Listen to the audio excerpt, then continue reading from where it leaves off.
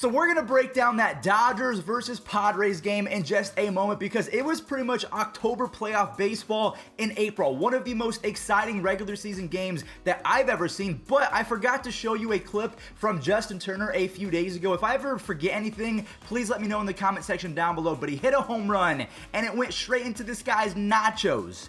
That is not fun. What's going on, everyone? It's Fuzzy. Welcome back to yet another MLB recap. We have so much to talk about today, so we're not going to waste any time with an intro. Actually, I do want to say thank you all so much for 280,000 subs. We are on the road to 300K, and I just want to say thank you all so much for the support. I do unfortunately have some bad news for Dodgers fans. Even though they won yesterday, again, we'll break it down in just a moment. They did suffer a big-time loss in Cody Bellinger. MRI came out that he has a hairline fracture in his leg, and that does not spell good things. He is probably going to be out for a few weeks, if not a month or two. He has not been playing great over the last 365 days. Ever since the second half of 2019, he has not been MVP Cody Bellinger, but either way, that is still a big-time L. I hope that he comes back healthy. Another injury I do want to talk about, Drew Smiley of the Braves, another free agent acquisition that is all of a sudden injured. Drew Smiley is going to be on the shelf with left forearm inflammation. If you don't remember, he plays for the Braves,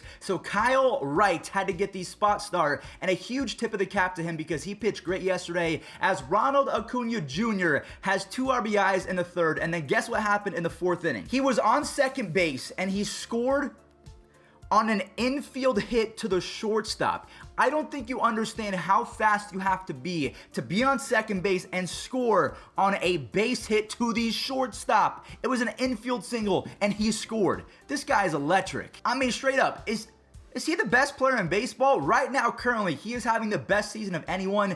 I don't know if he's better than Mookie Betts. I don't think he's better than Mike Trout. But oh my goodness, Ronald Acuna Jr., a true 5-tool athlete. And again, a huge round of applause to Kyle Wright, who filled in for the injured Drew Smiley. I do want to talk about the Cubs real quick because they came into that game with a -3 WRC plus. That is weighted runs created plus. That is pretty much just OPS, but it factors in the ballpark that you play in. They have been horrible with runners in scoring position, a -3 WRC plus. So it's either a leadoff home run or they just don't score. We have 2 walk-offs that I want to show. One is coming from the Nationals. It was a fantastic pitching duel. For the Nationals, you have Max Scherzer going 7 innings with 10 strikeouts, en route to passing Cy Young in the all-time strikeout leaderboards. And then Taylor Widener of the Diamondbacks, a fantastic performance, 6 innings, 0 earned runs, but then Kyle Schwarber, like I said a few days ago, you cannot judge the Nationals until he's in that lineup. Yeah, he goes 463 off a lefty.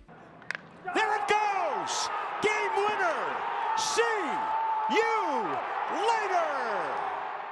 The Mariners also won via walk-off, but I want to talk about the game a little bit more in depth. They had a slow start to the game, then all of a sudden they woke up and 11 runs were scored combined in the last 4 innings. You have Evan White tying it up with a home run, and then the Astros lose their 6th game in a row with a walk-off RBI from Ty France. I just want to go ahead and read off Ty France's 2019 AAA minor league stats. In 76 games, he had a .399 batting average with 27 home runs and an almost 1,300 OPS. I don't know how the Mariners were able to acquire Ty France in that trade with the Padres, but this dude is going to rake for a long time. What is going on with the Yankees? So the Yankees lost 8-2 yesterday against the Rays because Brandon Lau, he kickstarted the game with an RBI double, and then Michael Brasso drove in an RBI, and then from there it got pretty ugly as 2 errors in the 5th allowed the Rays to score a few runs. You have Mike Zunino with a 2 RBI double, and then Michael Wacha came out of nowhere to have a pretty dominant performance. The Rays might be onto something with Wacha and Glasnow. They get a pitcher that is kind of washed up, and then they turn him into a beast. So he goes 6 innings, 0 earned runs, and 9 strikeouts. Is it time to panic? If you're a Yankees fan, please let me know in the comment section down below if it is time. Aaron Boone, after the game, I believe went off on the Yankees, pretty much saying like, hey, we are 5-8. I believe that they're last in the American League. Like, they officially have the worst record, and all around there are some bad vibes with the fans and the team, and it seems like there's no real leader now that Luke Voit is off the squad, because I feel like Luke Voit would call people out, but Aaron Boone, he ain't happy. The Angels beat up the Minnesota Twins 10-3. Jared Walsh with a 2 RBI single in the 4th. And Andrew Heaney and the bullpen do just enough. They allow 3 runs. as the Angels again erupted for 10, so of course they did just enough. They covered the Angels' eruption. Mike Trout had 2 RBIs, Justin Upton had a grand slam, and then Jared Walsh finish the game with a home run. The Angels offense is so much fun to watch. Even when Shohei Ohtani isn't raking, they have so many guys in that lineup that can just erupt. The Reds beat up the Cleveland baseball team 10-3. One of the few games in my lifetime that I did not watch all the way through. Once I started a Cleveland game, I watched all the way until the end, but I said, I am not watching this. It seemed like they did not want to be there. The Reds score 7 runs in the third as 5 different Reds hitters driving a run. Joey Votto goes the opposite way. I hope that he has a bounce back season because he is literally on the edge of being a first ballot Hall of Famer or not. You have Tyler Stevenson and Jonathan India scoring runs. Eugenio Suarez does it again in the 5th, all while Jeff Hoffman is dealing. I didn't even know Jeff Hoffman existed until yesterday. And then Nick Castellanos, he pours some salt in the wound with his 5th home run, making it 10 runs. That was a GG's. That was a good night. See you later. See ya. We had playoff baseball in April. The Dodgers won barely. Well, they won by 5 runs, but I feel like the 11-6 box score is very deceiving because if we take a look, so many things happened. Fernando Tatis returned from injury on the day that MLB The Show 21 came out. If we don't remember, he's on the cover of that game, so the baseball gods were working in his favor. Then they weren't because he made an error in the next inning. Jurickson Profar ties it up in the 8th, and then Kenley Jansen blows a lead, only for Corey Seager to hit a leadoff 2-run home run, which only happens in the last few years because you have a runner on second base. So even though you're the leadoff hitter, there shouldn't be anyone on base. There is. So you have a leadoff 2-run home run, and then Jake Cronenworth, the infielder for the Padres, gets a pitcher to fly out to Joe Musgrove, a starting pitcher who is now all of a sudden playing left field. Then Jake Cronenworth, again the second baseman, strikes out the MVP Mookie Betts as the Padres are unable to answer and they lose the game.